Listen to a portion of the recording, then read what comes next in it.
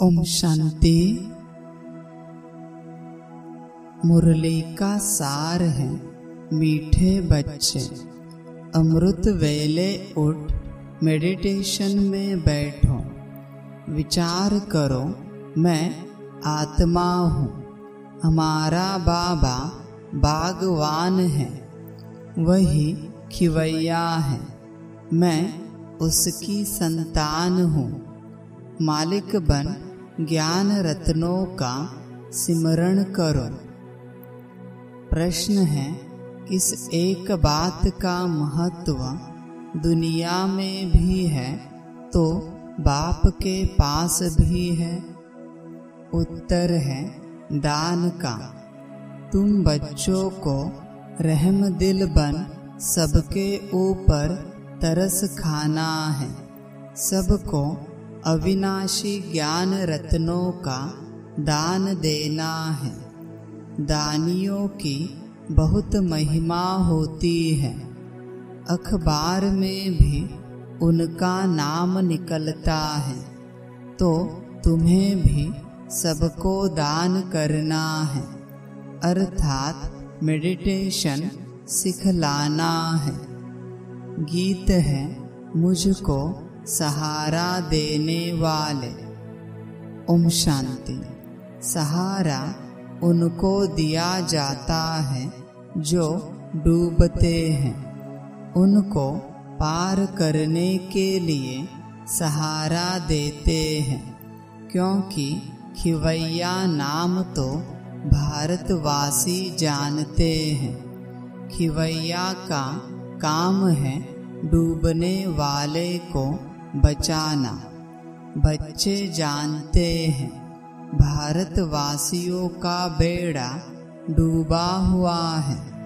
हर बात भारतवासियों के लिए ही है और कोई खंड के लिए नहीं कहेंगे। यह भी तुम समझते हो।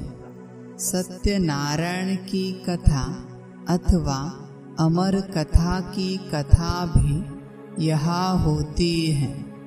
तुम जबकि सुबह को मेडिटेशन में बैठते हो तो किसको याद करते हो?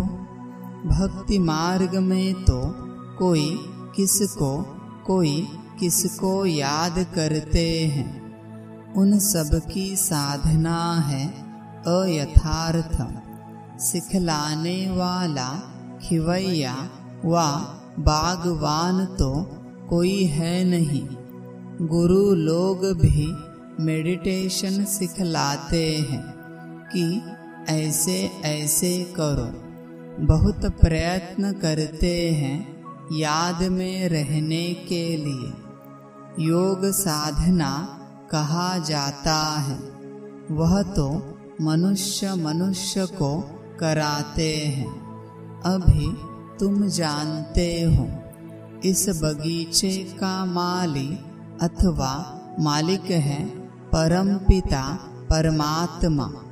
कांटों के जंगल का मालिक है रावण। माया रावण कांटों का जंगल बनाती है। यह तुम्हारी बातें भी कोई जानते हैं, भूल जाते हैं। माया भुला देती है। मेडिटेशन में बैठने में भी माया बड़ा विघ्न डालती है। मेडिटेशन कैसे करो यह भी बाप सिखलाते हैं।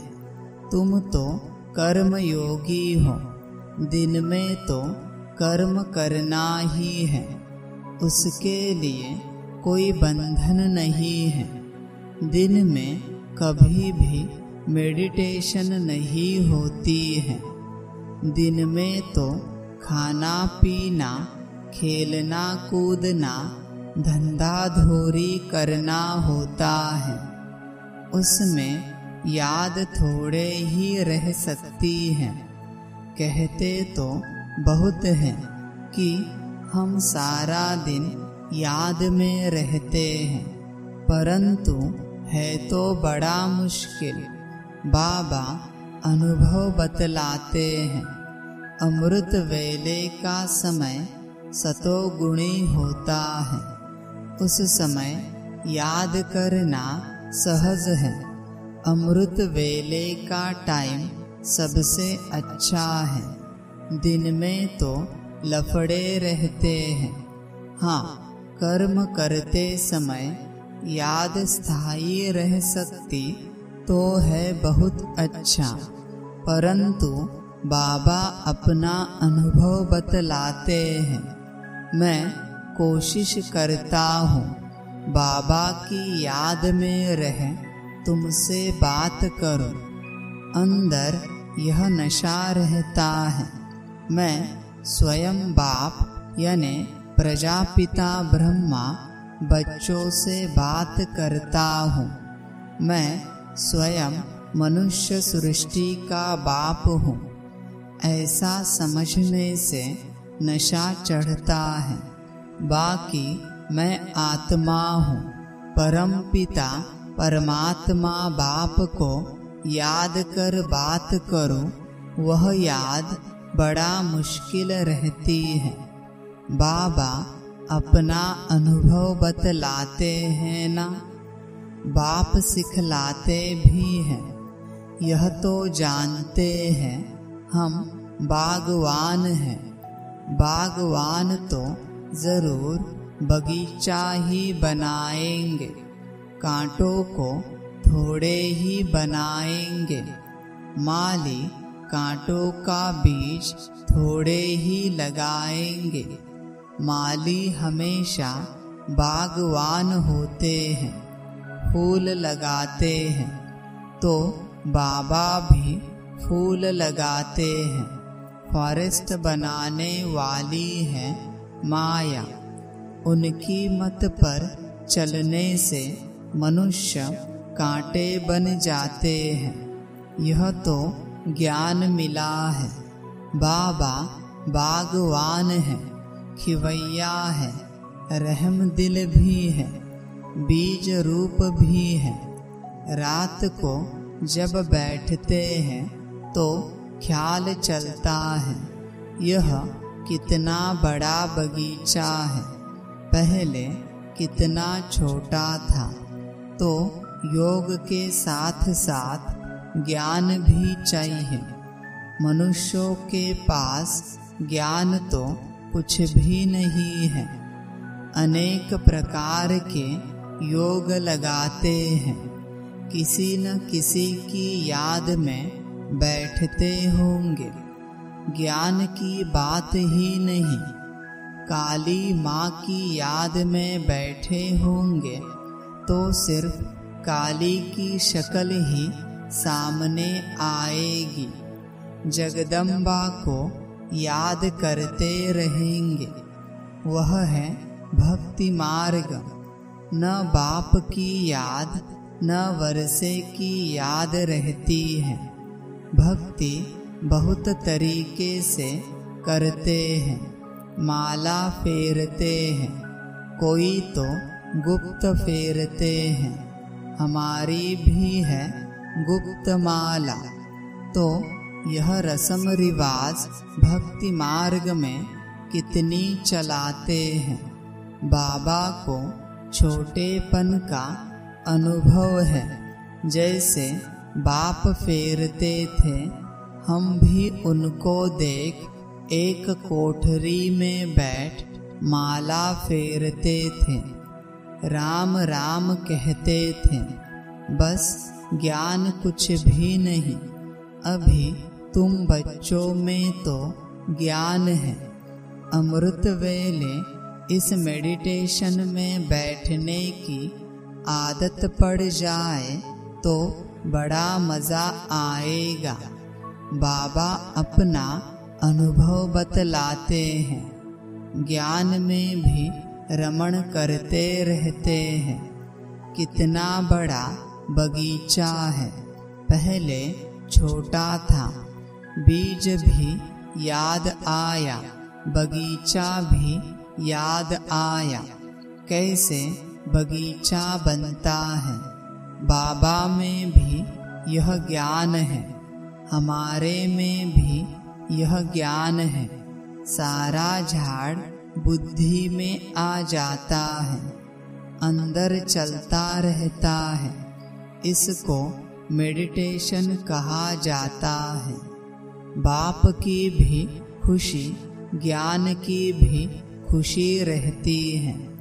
दोनों चीजें याद आती है। वह तत्वज्ञानी ऐसे मेडिटेशन में नहीं बैठते हैं। उनको तो जरूर तत्व ही याद आएगा।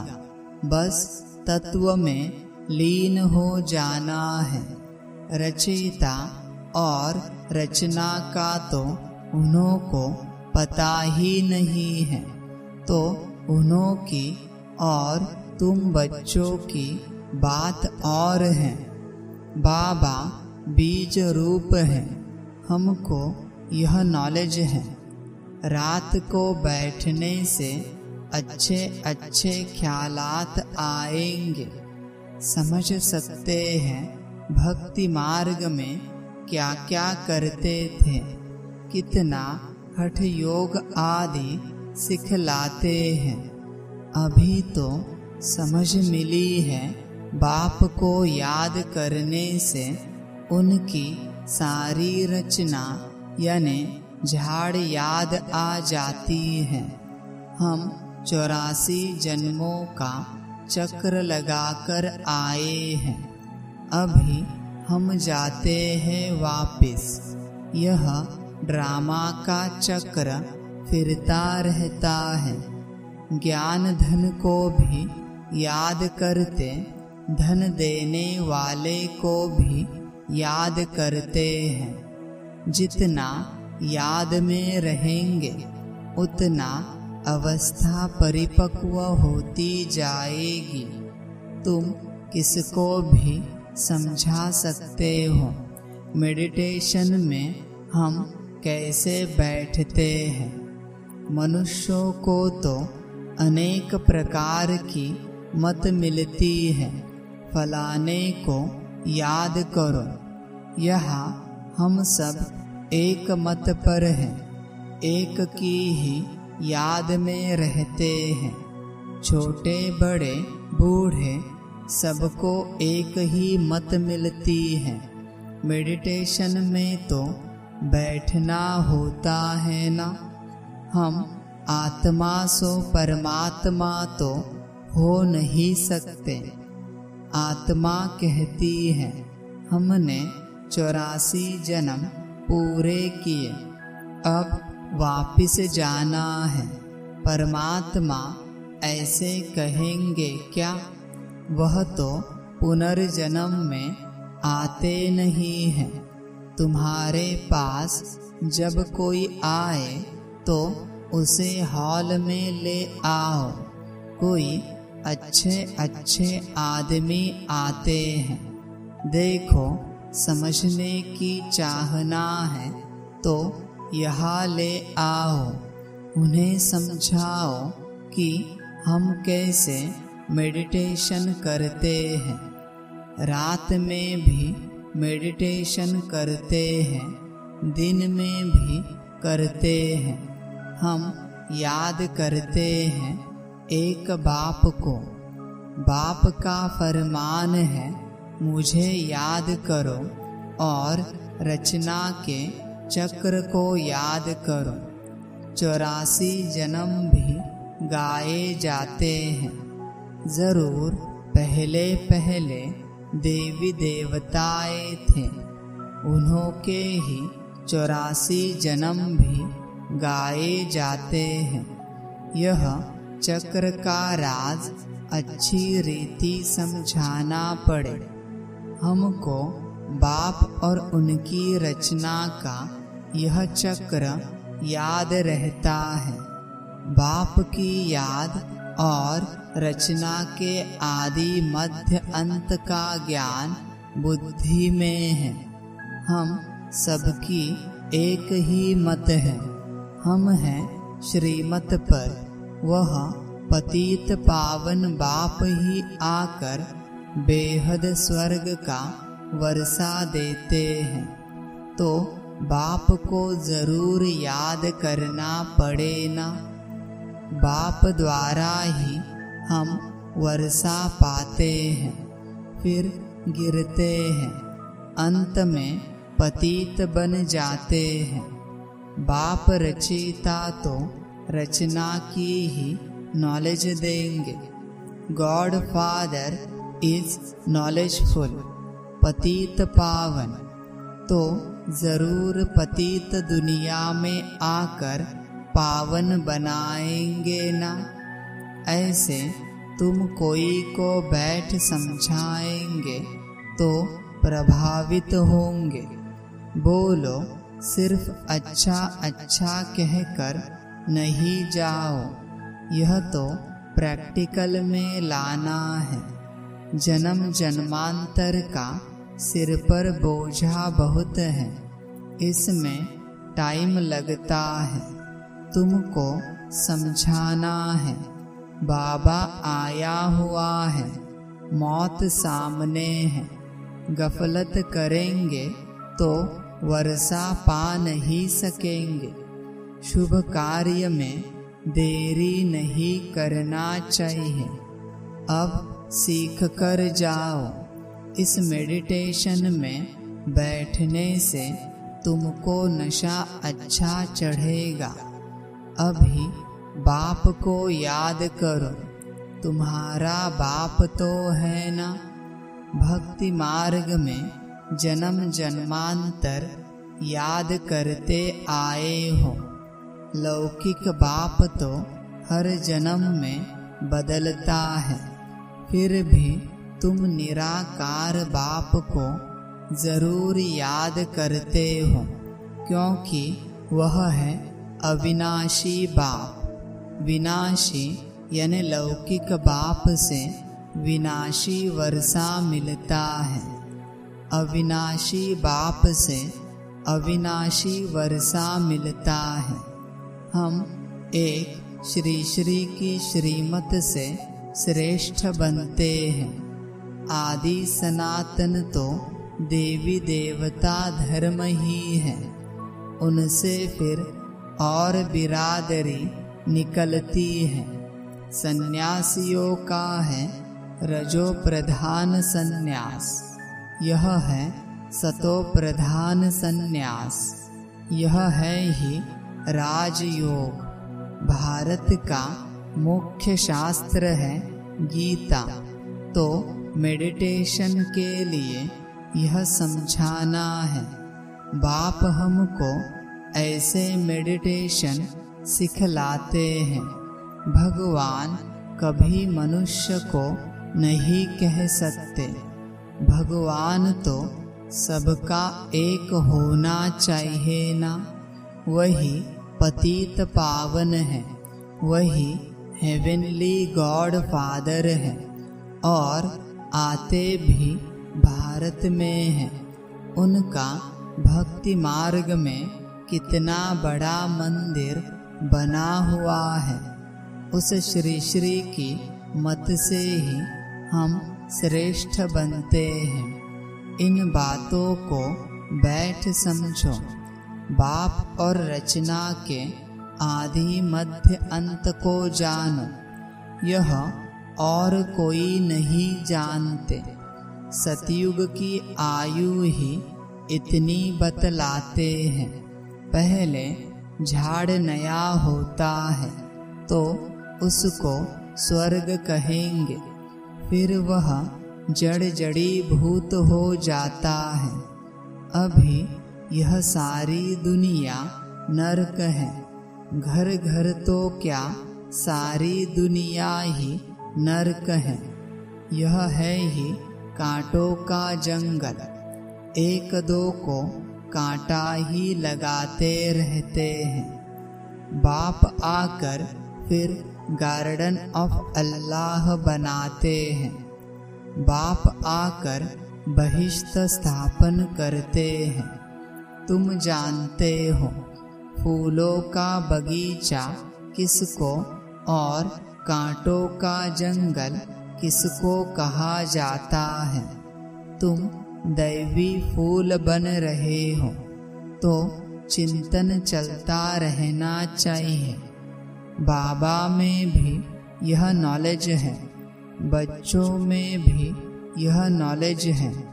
ऐसे ऐसे ख्यालात चलाने से रात को बड़ा मजा आएगा।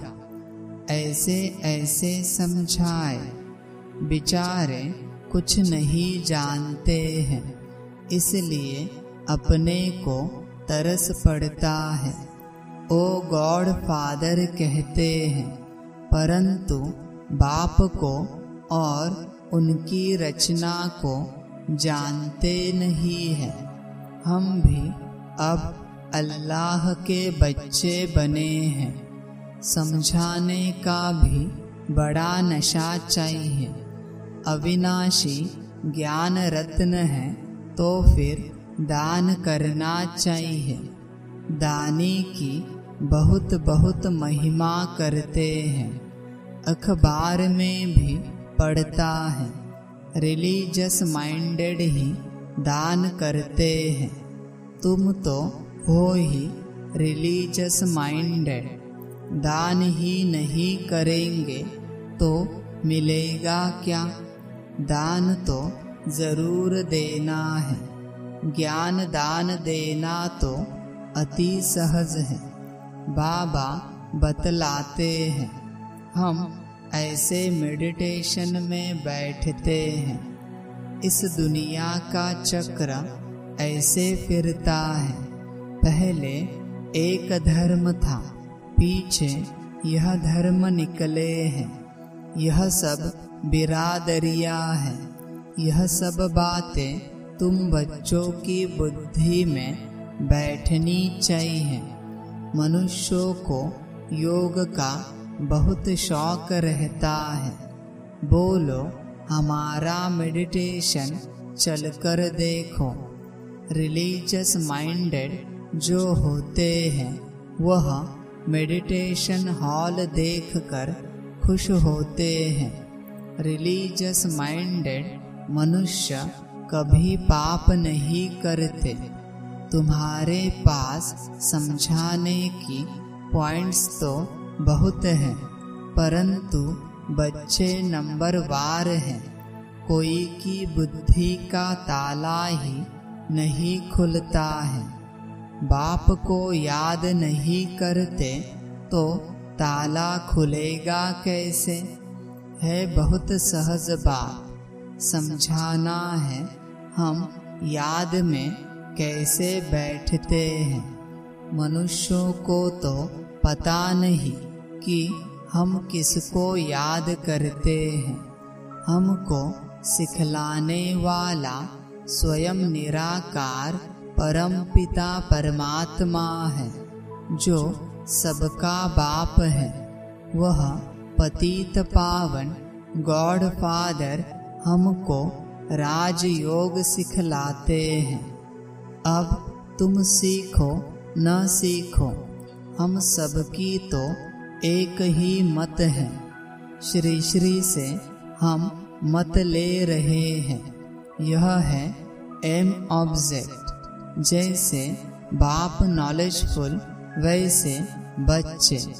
मनुष्य से देवता एक ही बाप बनाते हैं। ऐसे ऐसे विचार करने से रात को भी बहुत मजा आएगा।